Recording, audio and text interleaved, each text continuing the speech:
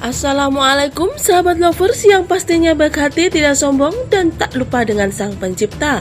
Bagaimana kabar kalian hari ini? Semoga sehat selalu dan dilimpahkan rezekinya. Amin ya rabbal alamin.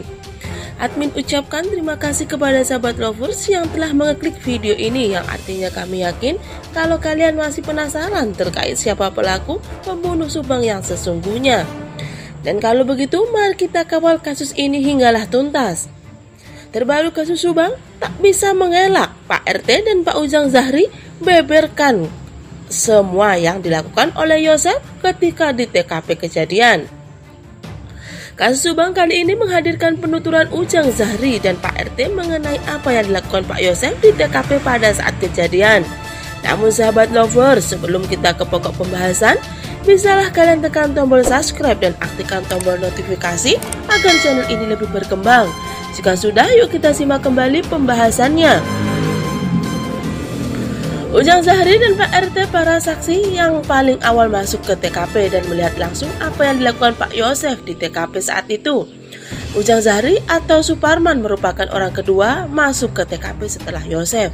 Sementara Pak RT masuk ke TKP setelah diberitahu Ujang Zahri. Keduanya melihat langsung apa yang dilakukan Yosef di TKP pada pagi itu. Beginilah penuturan mereka tentang apa yang dilakukan Yosef di TKP. Ujang Zahri menuturkan pada pagi hari tanggal 18 Agustus 2021 ia bersiap melaksanakan pekerjaan memotong rumput di halaman. Pagi itu ia sedang memajamkan parang memotong rumput di jalan. Tiba-tiba Yosef, suami Tutu Suhartini, ayah dari Amelia Mustika Ratu, datang kepada Pak Ujang. Datanglah dari belakang saya, Pak Ujang. Pak Ujang, tolong lihat rumah saya berantakan, ungkap Ujang menirukan perkataan Yosef. Ujar Ujang menirukan perkataan Pak Yosef.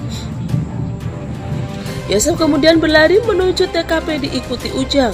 Sampai di rumah Yosef, Yosef langsung masuk sementara Ujang berhenti di halaman. Pak Yosef langsung masuk ke rumah ketika tiba di TKP. Saya tak tahu apa yang dilakukan Pak Yosef di dalam rumah karena saya di luar, ungkap Ujang. Ujang melihat ada darah di bawah mobil Alphard yang terparkir di halaman TKP. Selain ada darah, Ujang juga melihat ada air membasahi lantai di bawah mobil tersebut. Ujang kemudian menuju belakang rumah. Tiba di sana, ia melihat pintu dapur terbuka dan tidak rusak. Di depannya darah banyak sekali, ungkap Ujang.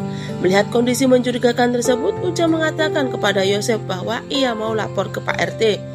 Iya, kata Pak Yosef, tutur Ujang.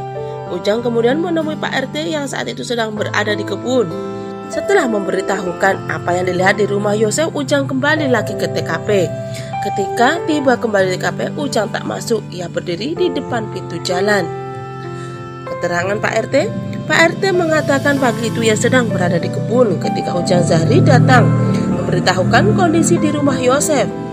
Pak RT kemudian menyuruh Ujang duluan sementara ia akan mengurus dulu pekerjaan. Beberapa saat kemudian Pak RT tiba di rumah Yosef. Pak RT menuju rumah Yosef menggunakan jalan kebun di belakang rumah Yosef. Saya tiba di samping sebelah timur dari rumah Pak Yosef, kata Pak RT. Pak RT mengatakan tiba di rumah Yosef yang pertama ia lihat adalah di depan pintu samping sebelah timur adalah darah. Kemudian ada bekas menggusur sesuatu yang mengarah ke garasi. Melihat kondisi itu, Pak RT mengucap istighfar saat itu.